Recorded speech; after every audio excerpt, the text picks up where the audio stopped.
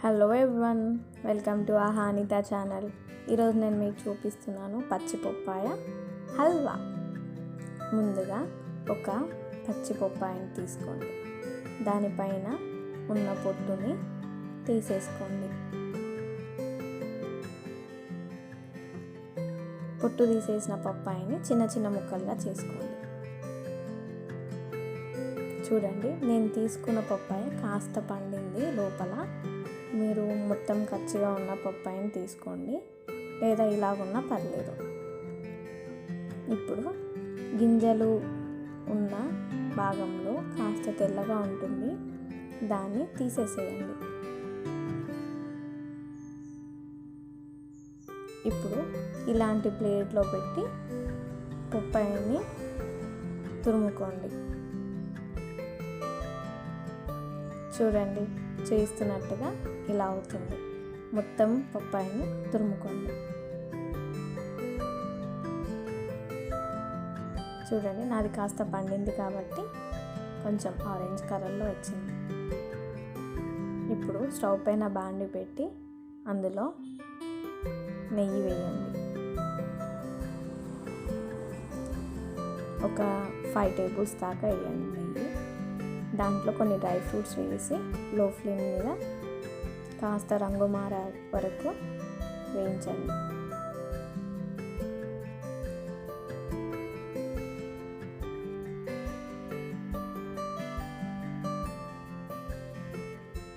ఇప్పుడు అదే పాండిలో తురుముకున్న పప్పాయని అందులో వేసి కలపండి.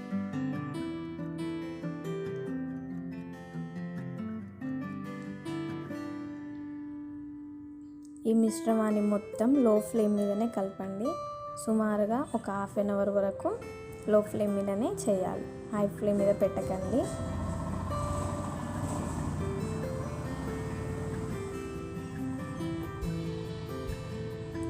చూడండి, పచ్చి పప్పాయ కాస్త మెత్తగా పడుతుంది. ఇలా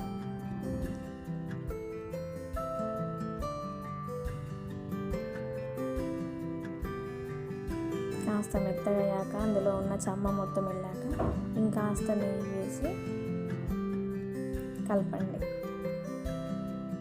అలా వేయడం వల్ల దానిలోని పచ్చి స్మెల్ పోయి కలర్ఫుల్గా కనిపిస్తుంది. ఇప్పుడు ఒక కప్ షుగర్ వేసుకోండి. మీకు ఎక్కువగా తినాలనుకుంటే ఇంకొంత వేసుకోండి.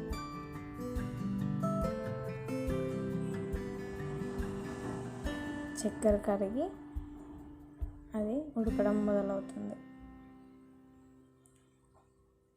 చూడండి, ఇలా కలర్ మారాక ఒక 50 ml పాలు పోసుకోండి.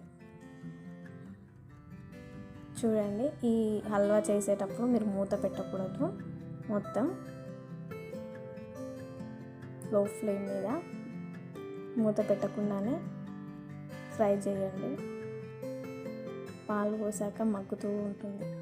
చూడండి, నాది కలర్ మారుతూ ఉంది. నేను కాస్త పండిన పప్పాయ తీసుకున్నా కాబట్టి నేను కలర్ వేయాల్సిన అవసరం లేదు.